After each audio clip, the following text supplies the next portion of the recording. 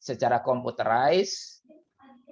Ukuran hurufnya adalah 11, margin ya standar lah itu marginnya gitu kan ya. Papernya adalah ukuran papernya A4. Halaman cover diisi dengan nama NPM dan lain-lain gitu ya. Bentuknya MS Word. Waktu pengerjaan mengikuti jadwal belajar gitu kan ya. Tadi udah kita minta minggu ke-14 itu teman-teman udah selesai. Tetapi biasanya kalau yang udah sama saya biasanya nanti minggu ke-3, minggu ke-4 udah saya tanyain tuh biasanya gitu kan ya. Saya ingat Mbak Rizka udah saya pernah tanyain, Mbak Rizka minggu ini udah ngelihat paper apa gitu biasanya ya. Saya minta presentasi Mbak Rizka biasanya. Ini Pak kemarin saya baca ini gitu kan ya. Kalau masih ingat gitu ya. Jadinya Mbak Rizka agak deg-degan terus waktu itu gitu kan ya. Nah, setiap kutipan dari sumber lain disebutkan sumbernya dari mana gitu ya, daftar pustakanya ya, ini adalah contohnya, dibikin semenarik mungkin, ada gambar, tabel, grafik, bagan dan sejenisnya. Susunan makalahnya ada covernya, ada bagian satunya yaitu bagian satu tentang pertanyaan kasus, soal, permintaan tugas gitu ya, lalu ada bahan halaman kosongnya, dilanjutkan bagian 2. Bagian 2 itu tentang uraian dari jawaban, lalu referensi. Ada dapat slide dosen atau catatan kelas internet atau buku lainnya. Walaupun di sini ada tulisan catatan dosen, biasanya kalau paper yang bagus itu nggak pakai catatan dosen, nggak pakai slide dosen gitu ya. Karena slide dosen itu biasanya apa? Tempel-tempel dari berbagai sumber. Gitu kan ya. Jadi bagusnya teman-teman langsung dari sumbernya.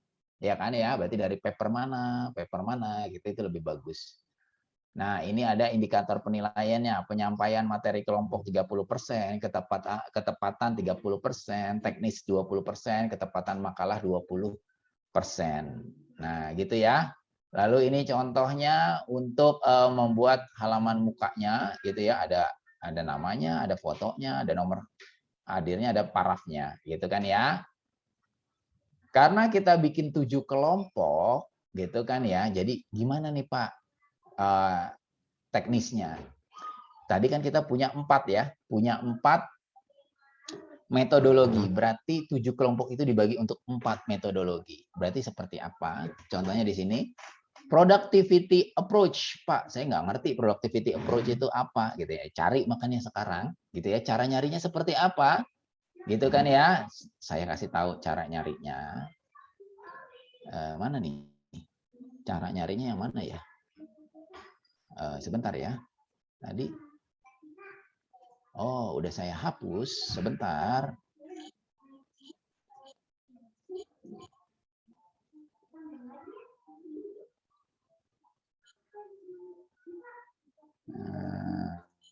Bentar ya.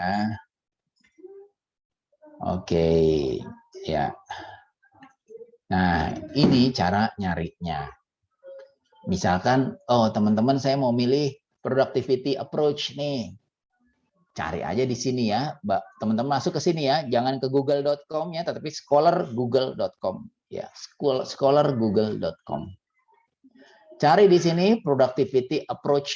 Misalkan saya pakainya productivity approach valuation. Kalau teman-teman pakai bahasa Indonesia juga silakan penilaian dengan pendekatan produktivitas. Gitu kan ya? Penilaian SDA produktivitas misalnya seperti. Nah, ini akan banyak banyak keluar di sini, gitu kan ya? Bisa dilihat di sini. The valuation of productivity cost to premature mortality. A comparison of human capital and friction cost method for schizophrenia. Oh, berarti ini bukan nih, Pak. Karena ini tentang skizofrenia, berarti tentang kesehatan. Tetapi lihat yang atasnya, the economics of soil degradations, an illustration of the change in productivity approach to valuations in Mali and Malawi. Berarti ini mungkin cocok ya, mungkin cocok. Berarti ini, berarti saya bisa, pertama apa? Saya berarti bisa menilai tanah nih.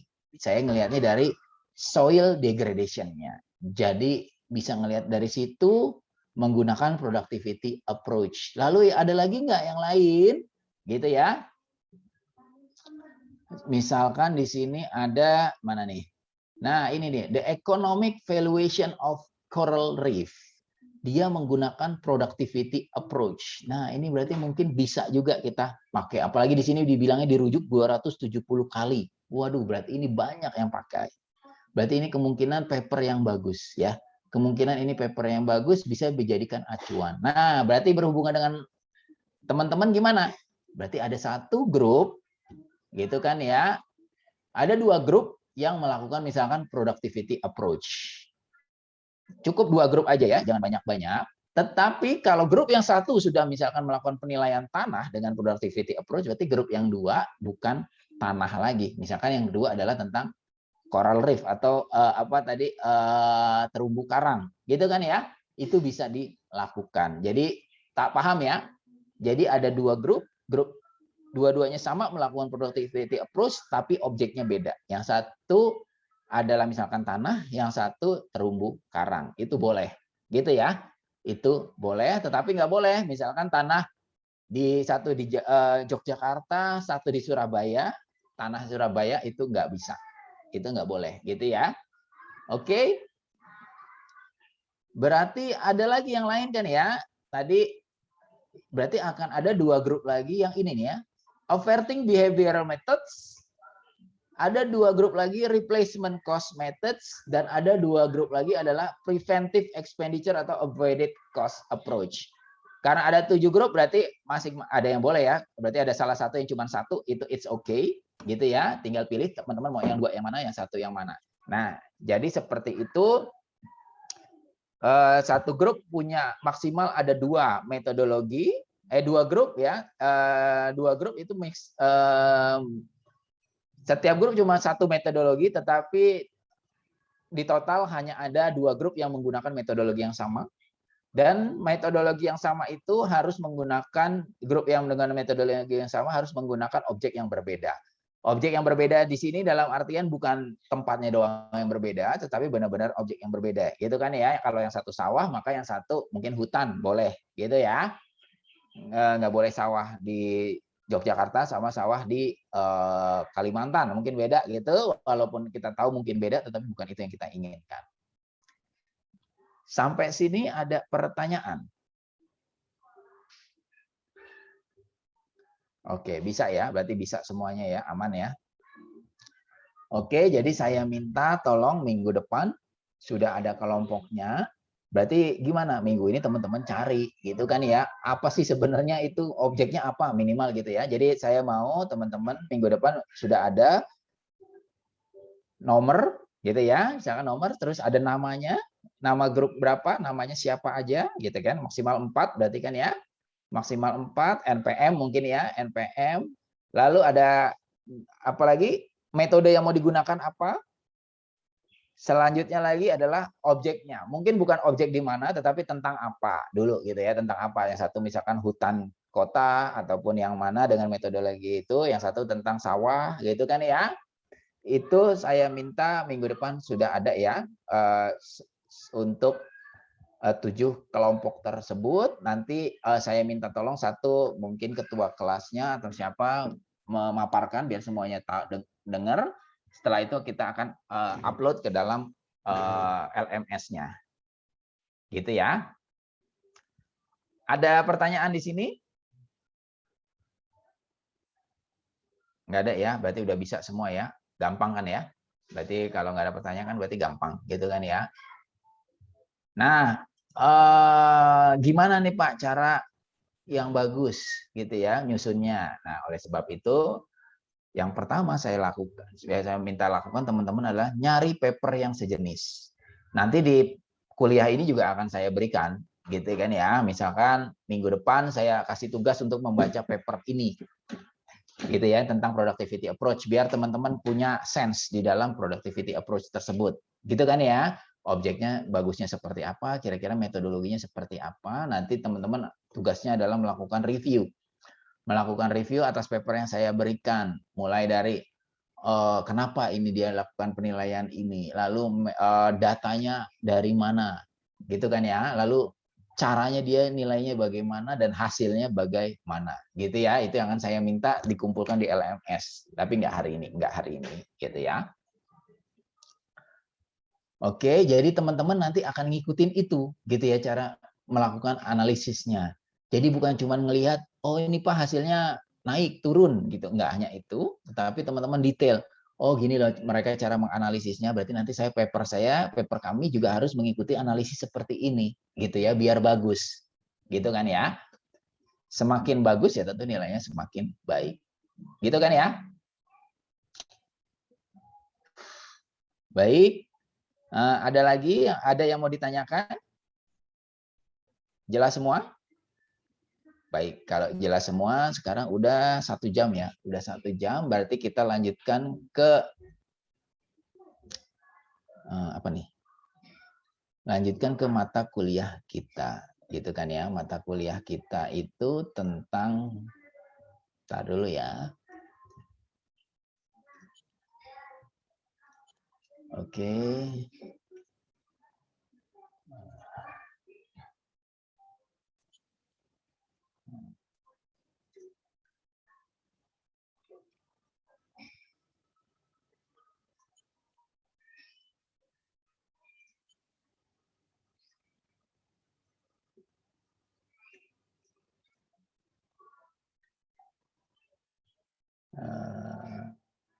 Bentar.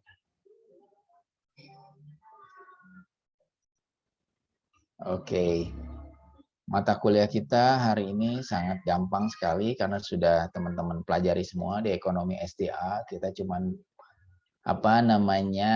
cuman mereview aja gitu ya, mereview aja tentang pendahuluan, valuasi ekonomi, sumber daya alam dan lingkungan gitu ya. Penilaian sumber daya alam 1 tahun 2021 dan 2020. Materi ini dibentuk oleh teman-teman di IPB dan juga teman-teman di PKN STAN gitu ya. Ini tadi udah kita baca kan ya, kehadiran itu 80%. Perlengkapan, nah ini penting saya pikir nih, laptop atau PC untuk perkuliahan PJJ. Jadi untuk minggu depan udah nggak ada alasan lagi tuh. Misalkan saya minta Mbak Jana Ayu gitu ya, Mbak Jana saya mau nanya dong gitu misalkan gitu ya. Mbak Jana udah baca paper yang grup Mbak Jana belum? Gitu kan ya. Udah Pak. Oke, presentasiin apa tuh isinya gitu. Saya minta tolong gitu kan ya. Nggak ada alasan lagi. Waduh Pak, saya pakai handphone gitu ya. Karena di sini udah dikasih tahu harus siap laptopnya gitu ya, harus siap laptopnya. Ini udah tadi kita udah bicarakan, ini juga udah kita bicarakan ya. Ini juga udah kita bicarakan. Aturannya, materi diupload WA group per kelas oleh dosen pengampu, tapi karena kita punya LMS, saya lebih memilih kepada LMS-nya ya. Jadi kita pakai LMS, lalu kita ada Zoom, gitu kan ya. Kita ada tatap muka dengan Zoom-nya tersebut, gitu kan ya. Learning outcome-nya memahami konsep penilaian sumber daya alam secara umum, introduksi SDA dan keragaman hayati, dan pentingnya valuasi ekonomi SDA. Gitu kan ya. Ruang lingkup, ini juga kayaknya udah jelas ya, teman-teman udah hatam semua nih di ekonomi SDA. Definisi umum sumber daya alam, sesuatu yang dipandang apa nih? Memiliki nilai ekonomi atau komponen dari ekosistem yang menyediakan barang dan jasa yang bermanfaat bagi kebutuhan manusia. Gitu ya. Jadi apapun gitu kan ya. Yang berasalnya dari alam. Gitu gampangnya seperti itu. Pak Fauzi mendefinisikan sumber daya alam diartikan sebagai sumber daya hayati dan non hayati yang dimanfaatkan umat manusia sebagai sumber pangan, bahan baku dan energi. Dengan kata lain, sumber daya alam adalah faktor produksi dari alam yang digunakan untuk menyediakan barang dan jasa dalam kegiatan ekonomi. Jadi apapun yang dari alam, kalau di sini itu sebagian besar adalah sumber daya alam, gitu kan ya? Kalau kita di dalam masih ingat di dalam ekonomi SDA, berarti ini paling sebelah kiri, lalu masuk ke dalam proses produksi, lalu keluar lagi sebagai output-nya dan juga sebagai environmental impact-nya, gitu kan ya? Sumber daya alam bisa diklasifikasikan menjadi barang dan jasa lingkungan. Ada yang tangible, ada yang intangible, gitu ya. Yang tangible teman-teman bisa ngelihat, berarti kan namanya juga tangible ya, seperti ikan, hutan, solar energy, air yang terbarukan. Ada yang tidak terbarukan seperti minyak bumi, gas, batu bara, barang tambang. Namun teman-teman juga udah belajar di ekonomi SDA bahwa Yang terbarukan pun juga ada namanya critical value atau titik kritisnya, ya kan ya? Kalau itu kita ekstraksi di atas titik kritis, itu bisa habis walaupun dia terbarukan. Gitu kan ya? Apalagi yang nggak kelihatan, yang intangible seperti purification of water, storage untuk groundwater, gitu kan ya. Mitigation of flood and drought, nah itu nggak kelihatan tuh, gitu kan ya, nggak dirasakan langsung, tetapi bisa kita lihat nih, terutama yang di sini ya, mitigation of flood and drought ini biasanya sangat berhubungan nih sama penilaian kita saat ini. Ada juga tentang mempertahankan biodiversity untuk plants dan animals, gitu kan ya. Namun ini terlalu luas, jadi teman-teman bisa menilai suatu ekosistem gitu ya. Namun sejujurnya sangat berat karena terlalu banyak yang harus dinilai, gitu kan ya. Climate, partial stabilization of climate through carbon sequestrations, dan juga moderation of temperature extremes dan the force of winds and waves. Climate change ini juga yang menjadi perhatian banyak dunia sekarang. Nah, itu bagian daripada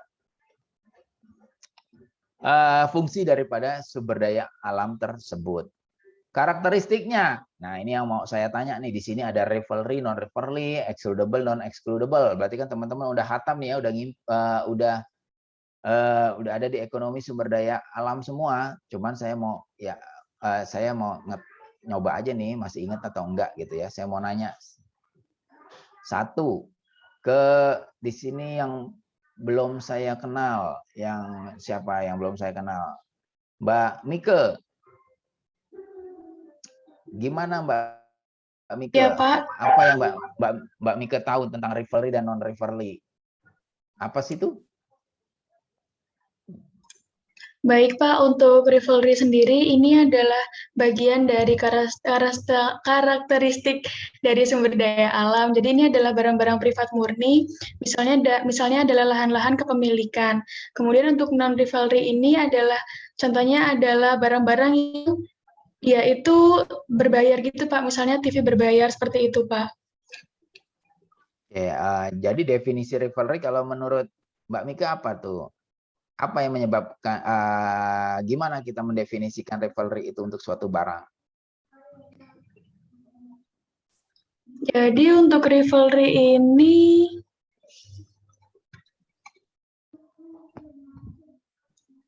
berarti ini ya, Pak.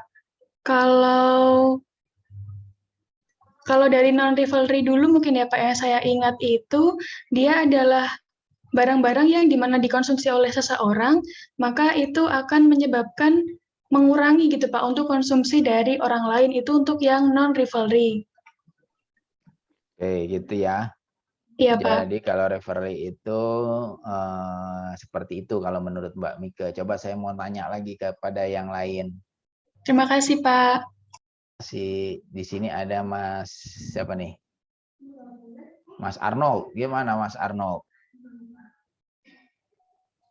Iya Pak, perbedaan rivalry dan non rivalry itu menurut saya yang pertama itu kalau rivalry itu kalau seseorang itu mengonsumsi barang tersebut maka orang lain itu tidak dapat atau dibatasi untuk mengonsumsi barang tersebut. Sedangkan untuk non rivalry jika seseorang mengkonsumsi barang tersebut maka orang lain tidak ada pengaruhnya atau tidak dibatasi untuk mengkonsumsi barang tersebut juga, Pak. Sehingga tidak ada persaingan. Mungkin demikian, Pak. Terima kasih, Pak. Baik. Makasih ya. Jadi seperti itu ya. Kayaknya benar ya. Kayaknya benar. Jadi intinya kalau rivalry itu kan kalau ada barang 10, kalau udah ada satu make, maka tinggal 9, gitu kan ya. Tinggal 9, gitu kan ya. Kalau ada 2 make, berarti yang 2 itu udah nggak bisa dipakai yang lain, gitu kan ya. Berarti tinggal 8, gitu kan ya. Intinya seperti itu rivalry. Nah, kalau excludable dan non excludable, jangan sampai ke selimpet ya sama rivalry dan non rivalry. Coba saya mau tanya lagi. Tadi udah wanita, pria, sekarang wanita lagi di sini yang ada gambarnya, yaitu siapa di sini ada gambarnya? Tadi udah Mbak Mike, sekarang Mbak Ayu. Coba Mbak Ayu Zahro. Gimana Mbak Ayu? Apa itu excludable dan non excludable? Nah, ya. Kalau menurut saya, kalau non excludable dulu deh ya Pak, itu tidak ada satu pihak yang dapat melarang pihak lain untuk mengonsumsi barang. Jadi kayak free rider gitu Pak. Kalau menurut saya itu ya contohnya udara sama yang ada di alam ini. Kemudian kalau excludable itu ya sumber daya milik bersama, contohnya ikan di laut ya. Bisa dipakai sama semua orang, tetapi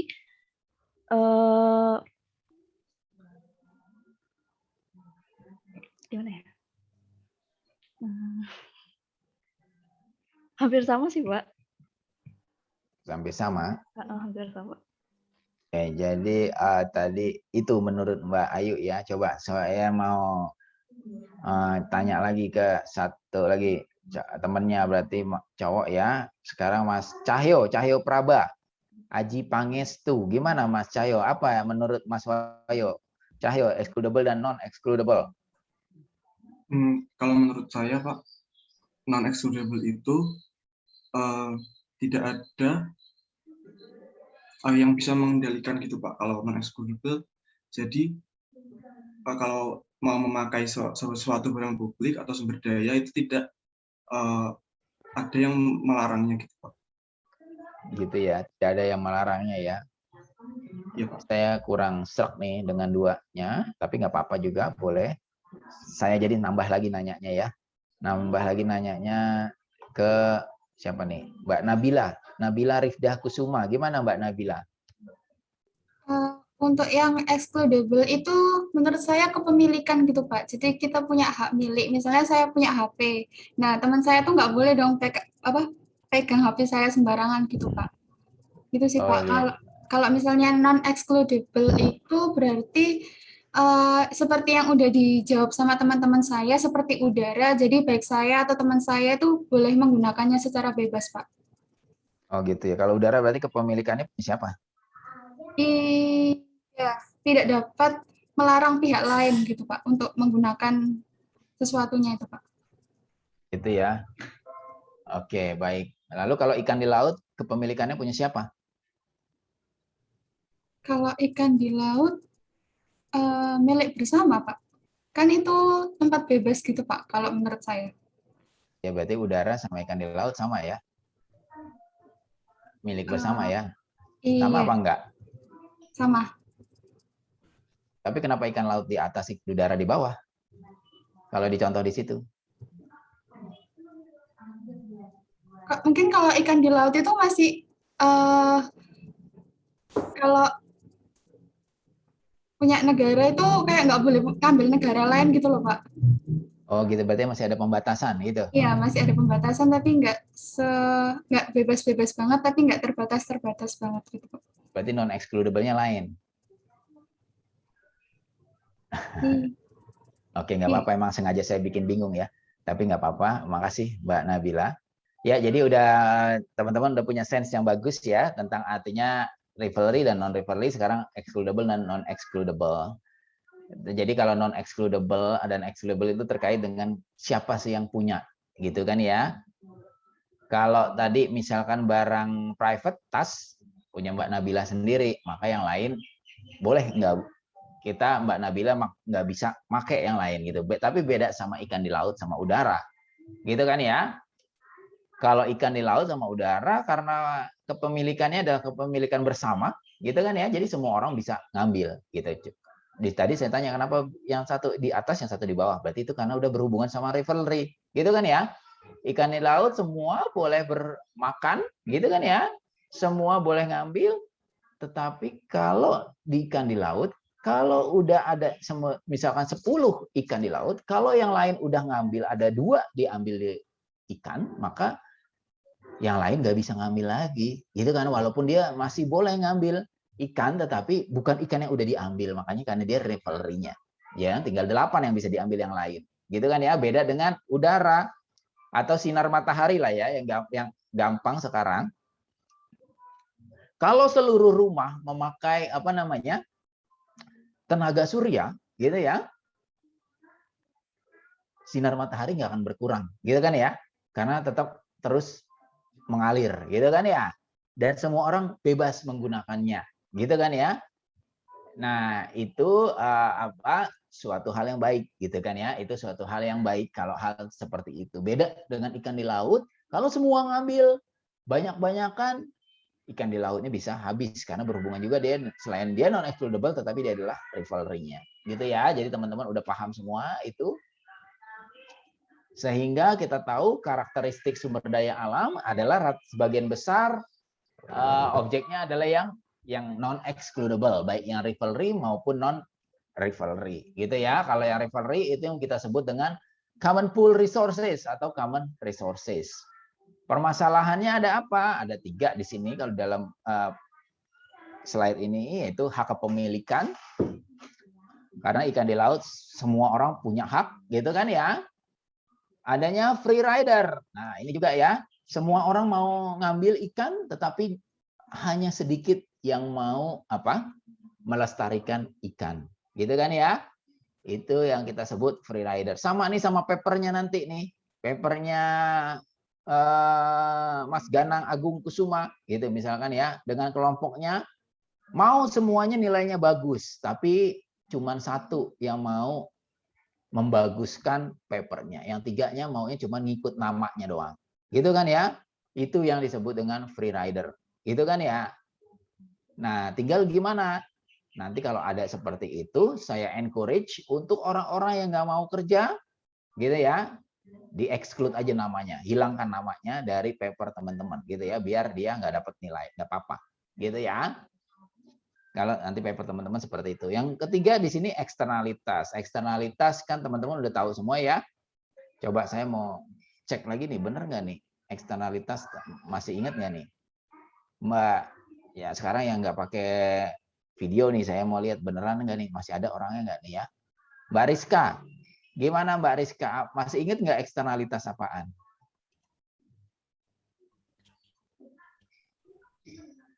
Itu kayak semacam biaya yang harus ditanggung karena adanya dampak negatif yang diakibatkan oleh sesuatu, Pak. Apa itu sesuatunya? Kayak limbah gitu, Pak. Oh, kayak limbah ya. Oke, baik. Saya coba tanya lagi nih. Yang nggak ada tadi gambarnya, ada gambarnya. Kan saya izinin ada beberapa orang tadi ya nggak ada gambarnya ya. Mbak Anissa, gimana Mbak Anissa? Ya Pak, yang saya pahami eksternalitas itu kayak efek samping yang diterima orang lain karena akibat dari kegiatan ekonomi yang diakibatkan oleh orang lain juga gitu Pak. Contohnya gimana contohnya? Misalkan sebuah perusahaan yang ngediriin tower gitu, tower sinyal, pemancar sinyal di sebelah rumah orang lain gitu. Jadi karena ada dampak eksternalitasnya kayak misalkan ada apa namanya, gara-gara sinyalnya itu apa ya Pak, harga rumah yang di sekitaran tower itu jadi murah gitu Pak. Gitu ya, oke. Baik-baik, terima kasih. Ya, Pak. Mbak Anissa, oke, contohnya teman-teman Mbak Rizka dan Mbak Anissa berarti paham ya, teman-teman paham. Nah, ini adalah contohnya nih, kalau Indonesia itu sangat mega diversity gitu ya, mega biodiversity di situ karena dia terdiri dari highest cultural diversity, highest juga biological diversity. Di Indonesia bagian dari yang itu gitu ya. Di situ ada gambarnya gitu kan ya, banyak sumber daya alam. Di situ gambarnya ceritanya baru satwa, tetapi kan nggak cuma satwa Indonesia gitu ya. Ada pertambangan, ada plants juga banyak sekali di Indonesia gitu kan ya. Sehingga pertanyaannya, bisa nggak kita ngitung itu, gitu kan ya? Nah, ini juga kita lihat nih, data itu gimana nih data di Indonesia? Oh, ternyata di sini banyak sudah kehilangan ya, kehilangan hutan. Kalau kita lihat sebelah kanan gitu ya, rata-rata sudah banyak kehilangan hutan tuh sampai jutaan, ribuan, bahkan ada yang jutaan hektar gitu ya. Di sini dilihat juga kehilangan hutan itu kalau dari grafiknya itu yang hijau gitu ya, yang hijau di bawah sebelah kanan itu udah paling besar gitu ya, udah besar-besar gitu kan ya. Sebelah kiri kalau kita lihat terumbu karang itu yang sangat baik tinggal di bawah 10% gitu ya. Tinggal di bawah 10%, jadi sudah 90% berarti udah nggak sangat baik gitu kan ya. Berarti itu kendala-kendala yang ada. Kenapa? Karena memang sumber daya alam dinilai yang sangat rendah gitu ya dibandingkan yang lainnya. Sehingga maka pentingnya ekonomi sumber daya alam di sini. Gitu kan ya. Nah, ini juga berhubungan nih nanti kalau ada teman-teman yang melakukan penilaian, gimana caranya bisa menggunakan metode seperti ini, antar waktu. Ya, antar waktu. Jadi mau melihat productivity approach di sini kalau dalam ekonomi sumber daya alam biasanya kita ingin melihat hubungan antara produktivitas sesuatu, misalkan ikan, dengan polusinya, misalkan polusi di sana, gitu ya. Berarti teman-teman lihat, oh pada tahun 1993 Pak, gitu kan ya, polusi masih tingkat sekian, gitu ya. Itu produktivitas ikan adalah sekian. Ketika polusi meningkat, produktivitas menurun Pak, ikannya sekian. Nah, itu salah satu gambaran besar daripada productivity approach seperti itu. Gitu ya. Jadi teman-teman bisa melakukan seperti ini. Jadi nanti ada korelasinya. Oh, benar Pak, semakin tinggi kerusakan ikan telur-telur ikan itu semakin sedikit. Telur-telur ikan itu semakin sedikit dan yang menetas juga semakin sedikit. Yang udah menetas yang hidup juga semakin sedikit, misalnya seperti itu. Ini tadi udah kita bahas. Persoalan dalam sumber daya alam, yaitu hak kepemilikan, klaim yang sah atau secure claim terhadap sumber daya alam ataupun jasa yang dihasilkan dari sumber daya tersebut. Yang terkenalnya yang kita sebut namanya tragedy of commons, ya kan ya. Ada free rider tadi ini juga ya, ketidakjelasan hak kepemilikan mengakibatkan adanya moral hazard dalam pemanfaatan sumber daya alam dan lingkungan, di mana terdapat pihak yang memanfaatkan namun tidak ikut berkontribusi dalam menjaga sumber daya alam. Tadi kita udah contohkan ya. Eksternalitas ini juga tadi sudah dicontohkan, pengaruh atau dampak efek samping yang diterima oleh beberapa pihak sebagai akibat dari kegiatan ekonomi, baik produksi, konsumsi, atau pertukaran yang dilakukan oleh pihak lain. Dan yang terakhir, under value. Ntar ada lagi sehingga terakhir ini ya. Kegagalan pasar. Ini sebenarnya kegagalan pasar yang eksternalitas itu juga bagian dari kegagalan pasar ya. Suatu keadaan di mana pasar tidak memberikan respon apapun atas suatu produk yang terjadi oversupply atau over demand. Jasa ekosistem. Sebagai barang publik, berimplikasi pada tingkat penggunaannya yang sulit untuk diatur. Manusia mendapat manfaat, tetapi insentif untuk memelihara ekosistem tidak memadai. Contohnya dianggap biayanya terlalu tinggi, melebihi benefitnya. Padahal karena nggak tahu, karena nilainya yang under value, sehingga benefitnya terlihat seakan-akan kecil. Gitu kan ya? Di situ contohnya sumber daya hutan, jadi alih fungsi lahan. Karena menganggap apa? Oh, harga rumah, nilai tanah kalau jadiin harga rumah lebih mahal daripada tanah untuk hutan. Tetapi karena dia cuma ngelihat dari apa? Dibandingkan rumah ketika dibangun dengan apa? Kayunya mungkin ya, kayu hutan. Tapi mereka belum menilai apa? Kalau hutan itu bisa untuk menyerap karbon. Dengan menyerap karbon, apa? Polusi semakin berkurang. Polusi semakin berkurang, jadi apa? Orang-orang semakin sehat, gitu kan ya? Tingkat kesehatan masyarakat itu belum dihitung dan lain-lain gitu ya. Hutan juga ada satwanya, gitu kan? Ada satwanya itu yang juga enggak dihitung gitu. Jadi seakan-akan seperti itu. Cost-nya jadi seakan lebih besar daripada benefit-nya. Yang terakhir masalah pengelolaan dan tata kelola ekosistem. Informasi mengenai nilai sumber daya alam yang tidak sempurna, institusi atau terutama pasar memberikan insentif yang salah. Dan hubungan yang kompleks dan dinamiks antara sistem ekologi dan ekonomi. Jadi ini masalah-masalahnya dari slide kita, gitu kan ya. Nah, peran ekosistem bagi kehidupan apa aja? Sumber daya alam atau ekosistem merupakan faktor produksi penting dalam menjalankan roda ekonomi dan pembangunan. Manusia bergantung pada alam untuk aktivitas ekonomi dan kesejahteraannya. Ini udah ada semua kan ya di ekonomi sumber daya alam. Sehingga nilai sumber daya alam apa yang harus diapresiasi? Contohnya, ada sumber daya alam yang bisa langsung dikonsumsi, ada juga yang memberikan manfaat lain, konsumsinya dalam bentuk berbeda. Nah, gitu kan ya, yang dapat dikonsumsi kita tahu hutan menghasilkan kayu dan laut menghasilkan ikan. Nah, ini yang tadi kita contohkan ya. Biasanya orang-orang hanya melihat kalau hutan itu dari kayunya saja. Gitu kan ya, sehingga nilainya kelihatan rendah. Bumi berarti hutan bagian dari bumi, gitu kan ya. Hutan mangrove menghasilkan kayu bakau. Terumbu karang menghasilkan ikan dan karang. Juga ada manfaat lain. Nah, ini biasanya manfaat lain ini yang kurang diperhatikan, ya kan, sebagai misalkan hutan sebagai sumber mata air, ketenangan, pengatur iklim, keindahan dan lain-lain. Mangrove itu tempat pemijahan ikan, tempat yang lain-lain. Di sini ada pencegahan abrasi gitu. Nah, ini berhubungan sama penilaian kita semester ini nih. Gitu ya. Jadi ada yang penilaian mangrove. Nanti kalau ingin melakukan penilaian apa namanya dengan replacement cost methods gitu ya atau avoidance cost methods untuk menilai hutan mangrove untuk pencegah abrasi gitu atau tempat pemijahan ikan. Nah, itu sesuai dengan penilaian kita semester ini. Gitu ya.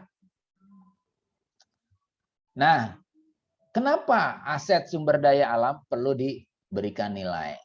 Berdasarkan beragam manfaat dan persoalan yang ada dalam sumber daya alam, maka perlu perubahan mendasar dalam cara pandang manusia dalam menghargai keanekaragaman hayati, ekosistem, dan layanannya. Ini teman-teman udah paham semua kan ya artinya ini apa?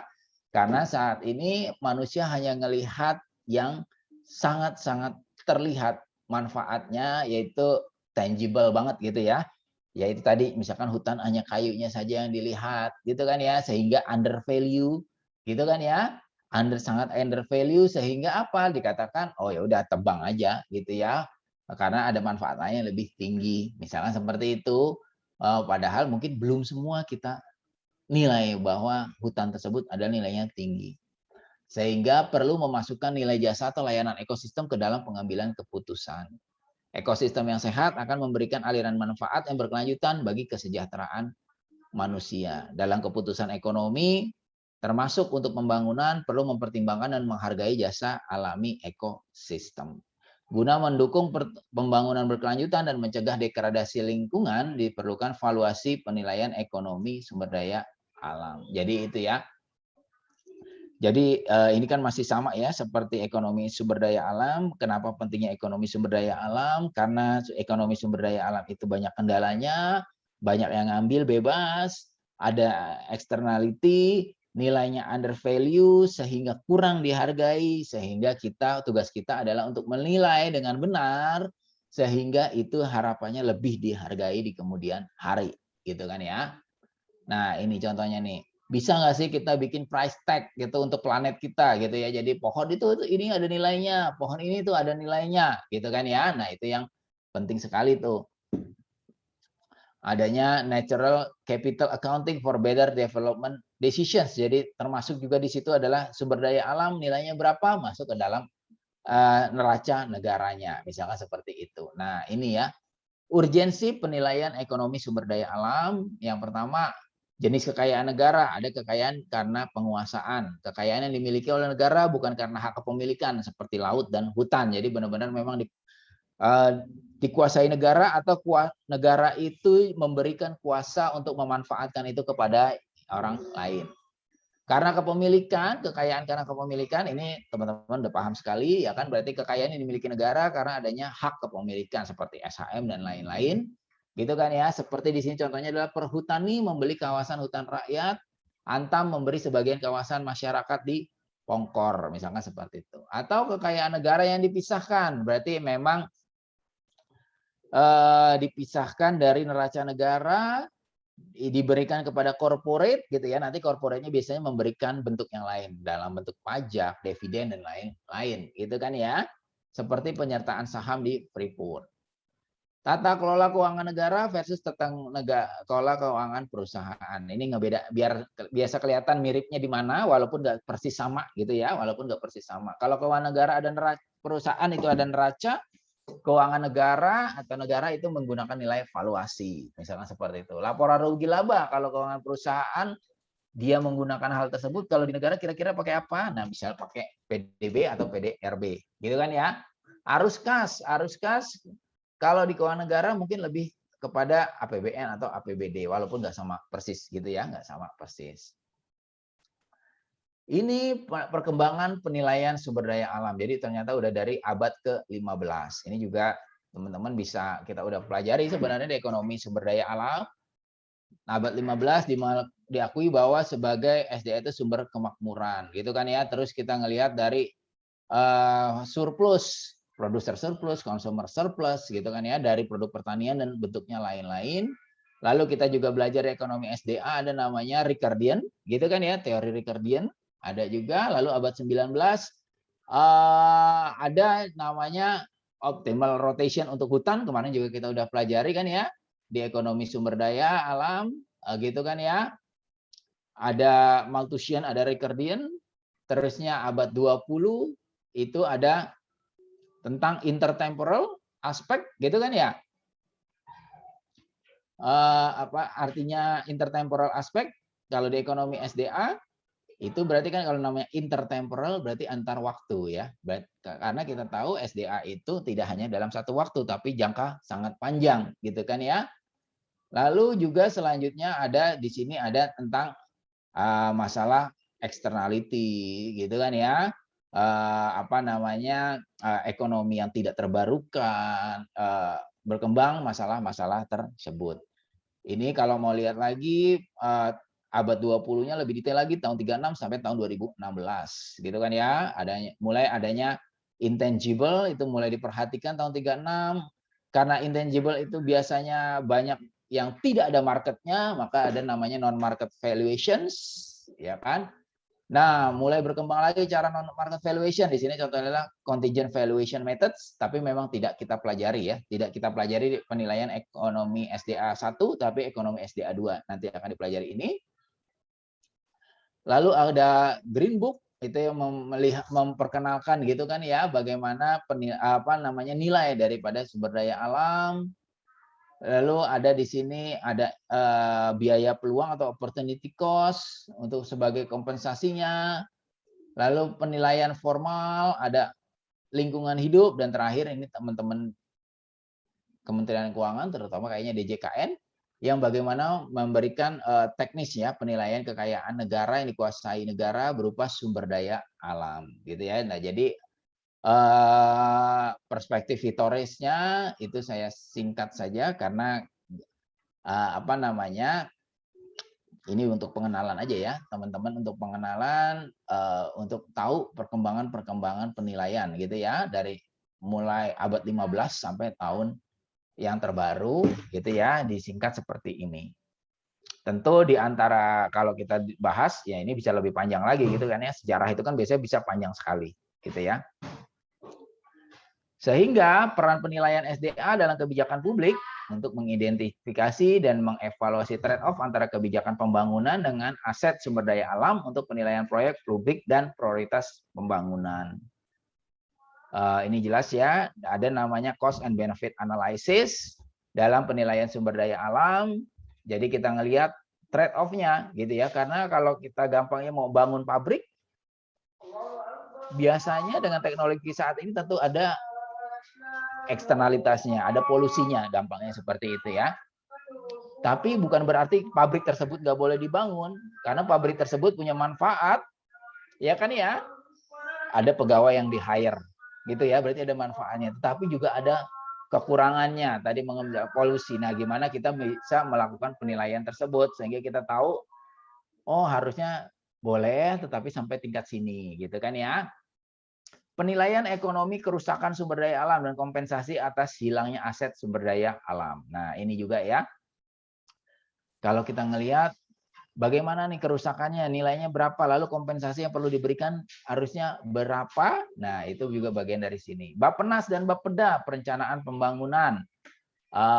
Ya boleh lah ya. Boleh lah ya, karena perencanaan pembangunan harusnya tidak hanya mempertimbangkan nilai ekonomi daripada yang tangible, tetapi juga ekonomi daripada bagaimana perkembangan sumber daya alam tersebut. Makanya dia ada penyusunan System of Environmental Economic Accounting. Kalau auditor negara, dia menentukan kerugian negara dan sektor kehutanan, nggak hanya sektor kehutanan sebenarnya, tapi ini contoh kan ya. Contoh, tetapi juga yang berhubungan lain-lain ya, tentang misalkan apa? Pertambangan. Pertambangan, ada nggak kerugian negara dalam sektor pertambangan? Itu juga ada. Kementerian Keuangan melakukan neraca sumber daya alam yang komprehensif. Tentu ini bukan hanya Kementerian Keuangan sendiri, tetapi juga ditampung dengan yang lain, termasuk BPS ya, karena mereka yang juga melakukan penilaian tersebut.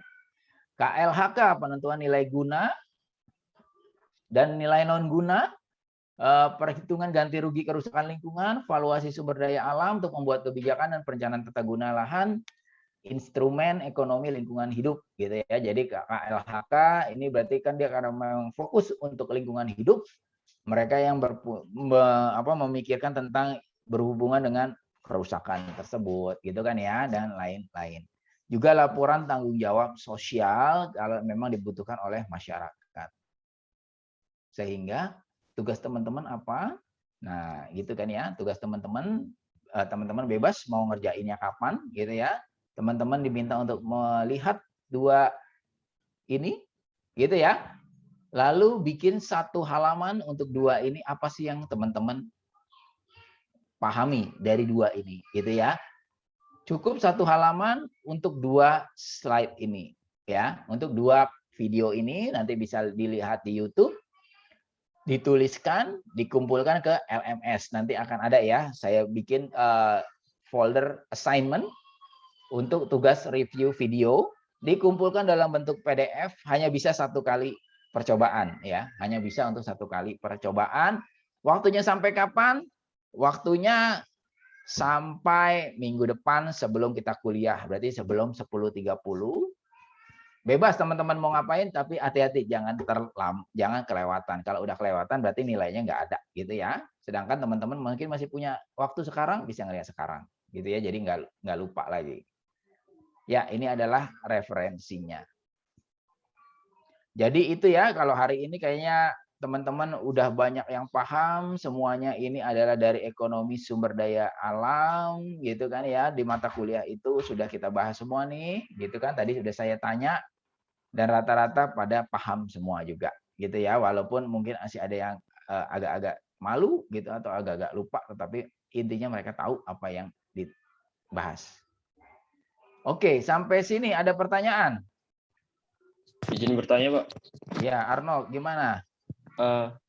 Baik, Pak. Terima kasih, Pak. Yang ingin saya tanyakan, Pak, kan tadi berdasarkan analisis perkembangan pemikiran penilaian SDA itu kan awalnya itu mengakui bahwa satu sumber daya alam itu dikatakan sumber daya alam karena dia bisa menjadi sumber kemakmuran. Nah, di sini Pak yang ingin saya tanyakan juga, kan kita tahu Pak ada itu kasus lumpur lapindo ya Pak, yang dimana dia lama-kelamaan itu lahannya itu semakin luas. Nah, dia mengeluarkan panas ataupun uap gitu Pak. Nah, jadi jika misalkan adanya perkembangan teknologi nantinya yang dimana digunakan untuk pembangkit listrik tenaga uap dari lumpur lapindo atau panas dari lumpur lapindo nantinya, apakah bisa dikatakan lumpur lapindo ini juga akan menjadi suatu sumber daya alam karena dia nanti bisa memberikan kemakmuran berupa listrik kepada masyarakat setempat. Tapi dengan efek sampingnya nanti lahannya juga akan semakin luas dan akan mengurangi lahan pemukiman masyarakat sekitar, Pak. Terima kasih, Pak. Baik, terima kasih Mas Arnold. Pertanyaannya bagus ya. Jadi lumpur lapindo kan ngerusak ya saat ini posisinya, gitu ya.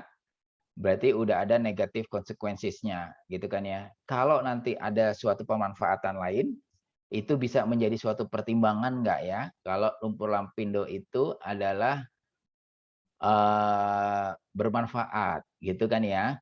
Oleh sebab itu ada namanya benefit and cost analysis. Tetapi kalau dalam hal ini sebenarnya lebih penting adalah kita tahu lumpur lapindo itu merugikan. gitu kan ya. Bagaimana kita bisa mengurangi kerugian tersebut? Nah, tadi contohnya, oh iya buat uap gitu kan ya, ataupun buat panas gitu kan ya. Itu mungkin bisa untuk mengurangi kerugian tersebut. Caranya seperti apa? Ya berarti itu dimanfaatkan, hasilnya bisa untuk misalkan mengurangi dampak yang lainnya, dampak negatifnya gitu ya, karena sekarang yang kita tahu lebih besar dampak negatifnya untuk saat ini gitu kan ya, untuk lumpur lapindo. Sama seperti yang tadi ya, misalkan perusahaan pakaian kan biasanya dalam membuat pakaian itu ada pewarnanya itu jadi polusi gitu kan ya, jadi polusi. Kita tahu bahwa mungkin polusinya itu bisa bahaya gitu kan ya. Tetapi kita juga tahu kalau gimana nih, kalau perusahaan pakaian itu nggak bergerak gitu ya, caranya berarti akan banyak orang yang di layout, nggak bisa bekerja. Berarti caranya seperti apa? Ya tadi, bisa nggak kita mencari teknologi baru untuk mengurangi keterbatasan tersebut gitu ya. Jadi polusinya dikurangi dengan teknologi yang baru gitu kan ya. Kalau di Amerika itu ada namanya EPA gitu ya. Harus pakai teknologi ini gitu ya. Sehingga misalkan pewarna yang sudah dilarutkan ke dalam air itu bisa mengurangi dampaknya terhadap perikanan, misalkan seperti itu gitu ya. Jadi fungsi daripada cost and benefit analysis itu salah satunya seperti itu gitu ya. Bukan hanya misalkan, oh iya Pak, cost-nya lebih besar daripada benefitnya, berarti nggak usah dilakukan gitu ya. Tetapi bisa juga, ini Pak, cost-nya memang sekarang besar, tetapi dengan teknologi ini cost-nya bisa kita minimalisasi berapa tahun nih Pak. Hal ini bisa terjadi gitu. Nah, itu salah satu bentuk cost and benefit analysis juga gitu ya, untuk minimalisasi lumpur lapindo ataupun yang tadi ya, polusi air tadi yang mudahnya. Gitu Arnold ya. Baik Pak, paham Pak. Terima kasih Pak. Ya, ada lagi yang lain? Izin bertanya, Pak. Ya, siapa nih? Oh, Mbak Mika. Silakan Mbak Mika. Gimana Mbak Mika? Jadi yang ingin saya tanyakan itu mengenai ini Pak, sumber daya alam dengan hubungannya pariwisata. Apakah aspek pariwisata itu bisa ditambahkan ke dalam nilai dari suatu sumber daya alam yang dimanfaatkan sebagai objek wisata Pak? Seperti misalnya hutan wisata bakau, atau tadi yang disebutkan teman-teman seperti taman kota itu karena menjadi sumber penghasilan gitu Pak bagi warga sekitar yang berdagang di sekitar sana. Terima kasih Pak. Iya, bagus Mbak Mika. Jadi nanti kalau Mbak Mika mau mengambil tentang hutan bakau, nilai dari hutan bakau, bisa itu dimasukkan sebagai suatu nilai daripada hutan bakau, yaitu dari nilai pariwisatanya. Sangat memungkinkan ya, tetapi memang tidak dilakukan di semester ini. Karena untuk penilaian pariwisata, itu nanti ada namanya travel cost method salah satunya gitu ya, tetapi enggak dalam semester ini. Yang semester ini yang dihubungkan dengan nilai bakaunya berarti adalah bakau itu buat pengendali banjir, misalkan seperti itu ya, atau tempat adanya ikan gitu ya. Jadi bisa pakai productivity approach, bisa pakai replacement cost approach atau avoidance cost approach. Nah, itu yang kita gunakan di semester ini. Tetapi yang dikatakan Mbak Mika itu benar gitu ya. Oh, ternyata bakau itu bukan sebagai hanya untuk pengendali banjir, tapi untuk pariwisata juga bagus, gitu kan ya. Pariwisata juga bagus, ada nilainya. Nah, cost-nya kira-kira apa, Mbak Mika? Cost-nya berarti apa? Jangan-jangan kalau ada pariwisata, biasanya kan turis ngerusakin ya, buang sampah di situ, gitu kan ya. Nah, itu ada potensi cost-nya di sana. Itu juga perlu diperhatikan, gitu ya. Perlu diperhatikan. Dihubungkan dengan penilaian kali ini gimana? Misalkan Mbak Mika punya objek, sebelum dia dilakukan pariwisata gitu ya, berapa sih ikan yang ada di sana gitu ya, produksinya berapa, setelah ada pariwisata berapa, nah itu bisa berhubungan tuh berarti ya. Oh, productivity saya ikannya sekarang pada nggak mau Pak, bertelur di sini gitu ya, karena banyak sampah nih setelah adanya pariwisata gitu kan ya. Nah, itu bisa jadi suatu bentuk productivity approach ya untuk melihat dampak terhadap degradasi lingkungan tersebut karena pariwisata bisa terjadi gitu ya. Atau justru sebaliknya, Pak, pariwisata ini bisa hilang kalau bakalnya dirusak gitu kan ya, kalau bakalnya dirusak gitu kan ya, sehingga kita harus meningkatkan pariwisata tapi pariwisata yang ramah lingkungan gitu ya. Pariwisata yang ramah lingkungan itu seperti apa? Ya berarti dari papernya kira-kira gimana sih? Misalkan gimana biar orang-orang nggak buang sampah sembarangan, gitu kan ya? Dibentuk supaya seperti apa? Mungkin nggak? Sangat mungkin, gitu ya. Pariwisata di luar negeri itu, terutama negara maju, itu walaupun merusak, gitu ya, walaupun tetap ada kerusakan di sana, tetapi tidak separah ketika di negara berkembang. Kenapa? Karena ada proses yang panjang di sana. Gampangnya banyak CCTV gitu kan ya, banyak CCTV. Kalau ketahuan orang buang sembarangan, ada dendanya, gitu kan ya. Dendanya bahkan dia sebelum keluar di sana udah ketahuan duluan, jadi dia harus bayar. Sehingga orang akan mikir, gitu kan ya. Selain itu juga yang penting adalah gimana biar orang nggak buang sembarangan, gitu kan ya. Oh, tempat sampahnya itu sangat bersih, ada hampir setiap corner-corner gitu kan ya, sehingga orang bisa di sana gitu. Ada tempat makan tersendiri misalkan ya, jadi orang nggak boleh makan di daerah-daerah tertentu, hanya boleh di tempat makan saja gitu, khusus tertentu gitu, sehingga untuk menjaga hal tersebut misalkan seperti gitu Mbak Mika bisa dilakukan ya. Baik, terima kasih Pak. Ya, ada lagi? Oke ya, udah nggak ada ya. Baik. Baik, kalau nggak ada berarti itu dulu pertemuan kita hari ini. Teman-teman nanti setelah ini akan saya bikin link buat assignment tadi untuk ngelihat 2 video tadi. Bisa teman-teman kerjakan sekarang langsung selesai.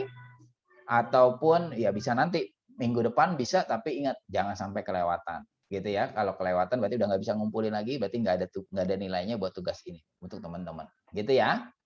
Baik, terima kasih. Saya minta seperti itu dan jangan lupa minggu depan juga kelompoknya sudah ada ya. Baik. Maaf Pak, izin Pak bertanya. Ya, Bincar, gimana? Tugasnya Pak, apakah harus ditulis tangan atau bisa diketik Pak? Oh, harus ditulis tangan atau diketik? Nah, boleh diketik juga boleh, gitu kan ya. Tinggal nanti hati-hati. Biasanya kalau diketik itu banyak yang copy paste, ya kan ya? Copy paste, hati-hati jangan sampai ketika nanti saya lihat ada yang sama gitu kan ya, itu enggak enggak saya tanya siapa yang nyontek dan siapa yang dicontek gitu ya, tetapi akan saya drop langsung dua-duanya karena saya nggak tahu siapa yang nyontek siapa yang dicontek gitu ya.